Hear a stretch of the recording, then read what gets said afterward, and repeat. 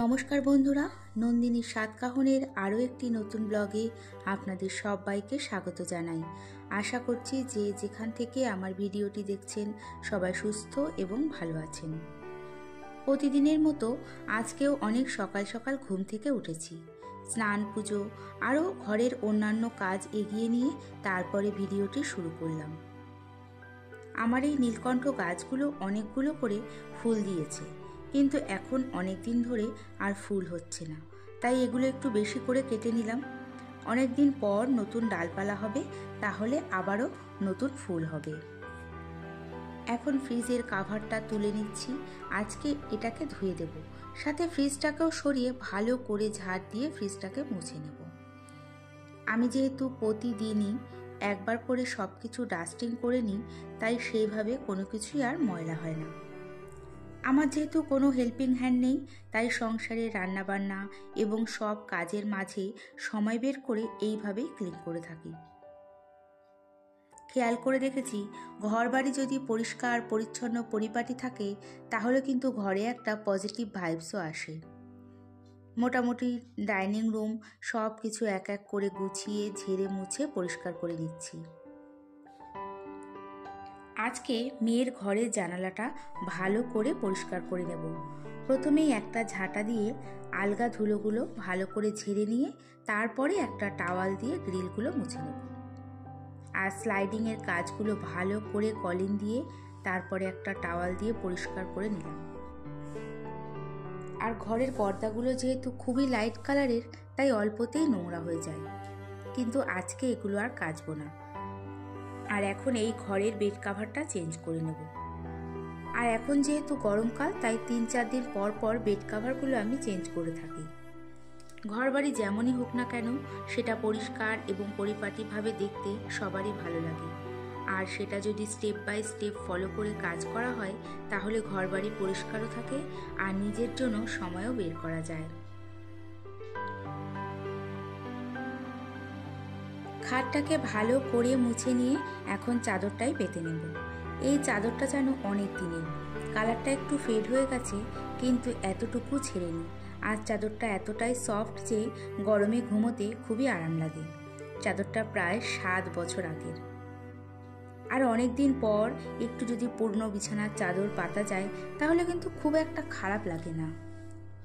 আর এর পিলো কভারগুলো ছিঁড়ে গেছে, তাই অন্য পিলো কভার ভরে নিলাম। এরই সাথে অন্যান্য ডাস্টিংগুলো করে নেব। ঘরের কালারটা যেহেতু লাইট, তাই অল্প নোংরা হলেই দেওয়ালের কোনায় কোনায় আমি ভালো করে পরিষ্কার করে নিই। ঘরে কোনো রকম মাকড়সা বা মাকড়সার ঝুল একদমই ভালো না। এই সমস্ত কিছু নেগেটিভ এনার্জি বহন করে, তাই একটু কোথাও ঝুল পড়লে সেটা আমি পরিষ্কার করে নিই। এরই মাঝে আমি সকালে ডিটক্স ওয়াটার আর হালকা টিফিনটাও করে নিয়েছি। যেহেতু আমি অনেক সকালবেলায় ঘুম থেকে উঠি, তাই একটু তাড়াতাড়ি খেয়ে নিই। খালি পেটে যদি অনেকক্ষণ থাকি, তাহলে আমার গ্যাসের সমস্যা হয়। আর প্রত্যেকেরই উচিত সকালের টিফিনটা একটু তাড়াতাড়ি করে নেওয়া, কিন্তু বিশেষ করে আমরা হাউসওয়াইফরা এটা ইগনোর করি। পরিবারের সবার খেয়াল রাখতে গিয়ে, তাদের সব কিছু রেডি করে দিতে গিয়ে সংসারের বিভিন্ন কাজের চাপে বেশিরভাগ হাউসওয়াইফরাই বেলা 10টার আগে টিফিন করার সময় পায় না, শুধু চা খেয়েই কাটিয়ে দিই।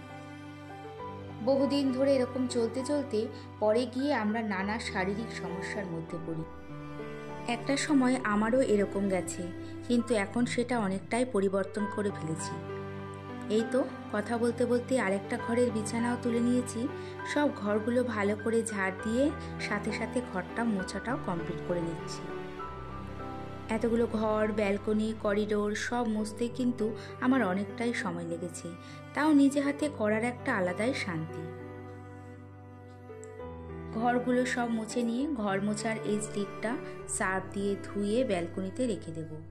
প্রতিদিন রোদে শুকিয়ে নিলে জিনিসটা ভালো থাকে, কারণ এটা সুতির দড়ি দিয়ে তৈরি, তো তাই ভিজে ভিজে নষ্ট হয়ে যায়। ঘরটা মুছতে মুছতে ফ্যানগুলো সব অন করে দিয়েছি, কারণ তার হলে ঘরটা তাড়াতাড়ি শুকিয়ে যাবে। আর এখন এক এক করে সব পাপোশগুলো রান্নাঘরের কার্পেটটা পেতে দেব। এরই সাথে ভিডিওটি দেখতে দেখতে যদি ভালো লেগে থাকে তাহলে একটা লাইক এবং সাবস্ক্রাইবও করে নিতে পারেন। আর কাজটি যদি আপনি অলরেডি করে থাকেন তাহলে আপনাকে অনেক ধন্যবাদ। ঘর গোছানোর কাজটা কমপ্লিট করে এখন রান্না করতে চলে এসেছি। আজকে রান্না করছি পুঁই শাকের তরকারি আর ডিমের অমলেট করে ডিমের ঝোল।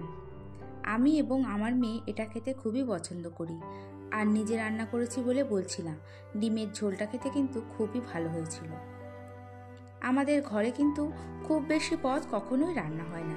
বেশি পদ রান্না হলে তাহলে দেখা যায় কি সেটা থেকে যায়, আর বাসি খাবার আমাদের ঘরে কেউ সেরকম খায় না। এই তো সিম্পল ডিমের ঝোল হয়ে গেছে, আর নামানোর আগে দিয়েছিলাম গোটা গরম মশলা বাটা। রান্না কমপ্লিট করে তারপরে তাড়াতাড়ি করে স্নানটাও করে নেব। ঘর মুছে জামা কাপড়গুলো সব কেচে ছাদে মেলে দিয়ে দিয়েছিলাম, আর এখন দুপুরবেলা খাওয়া দাওয়ার পর ছাদে চলে এসেছি জামা কাপড়গুলো তুলে নিতে। সব জামা কাপড়গুলো শুকিয়ে গেছে, এগুলো নিয়ে রেখে দেব। এগুলো এখন ভাঁজ করব না, জামা কাপড়গুলো গরম গরম রয়েছে, একটু ঠান্ডা হলে সন্ধেবেলা ভাঁজ করে নেব। আর এই যে ছাদের থেকে আমাদের চারিদিকের ভিউটাও আপনাদের সাথে একটু শেয়ার করলাম।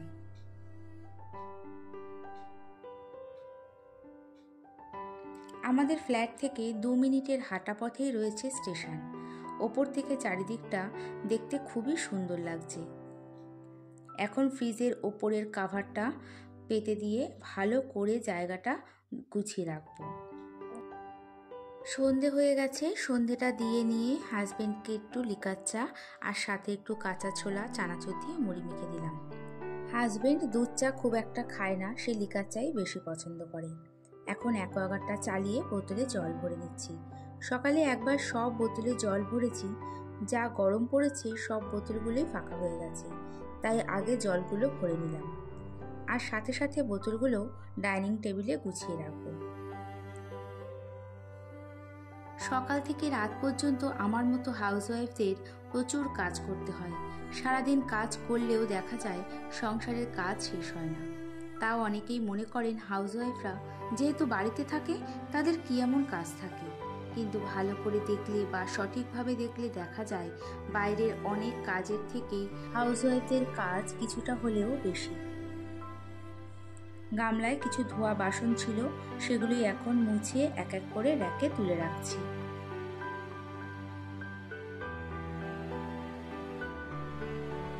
দুপুরে ছাদ থেকে তুলে আনা জামা কাপড়গুলো ভাঁজ করা হয়নি, সেগুলো এখন ভাঁজ করে নেব। এবং এতগুলো জামা কাপড় ভাঁজ করতে কিন্তু অনেকটাই সময় লেগেছে। কি বলুন তো, কোনো রকম জামা কাপড় ভাঁজ করে রাখাই যায়, কিন্তু সেগুলো কেমন যেন কুঁচকে থাকে, পরার পরে দেখতে একদমই ভালো লাগে না। তাই একটু সময় নিয়ে জামা কাপড়গুলো পেতে পাট পাট করে ভাঁজ করলে পরতেও ভালো লাগে, আর অনেক সময় মনে হয় যেন আয়রন করা হয়েছে।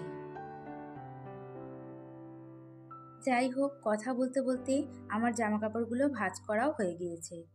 জামা কাপড়গুলো জায়গা মতো গুছিয়ে রেখে তারপরে বিছানাটা ভালো করে ঝেড়ে রাখছি। এরই সাথে ভিডিওটি এখানেই শেষ করছি। আশা করছি আবারও দেখা হবে। এতক্ষণ আমার সঙ্গে থাকার জন্য ধন্যবাদ।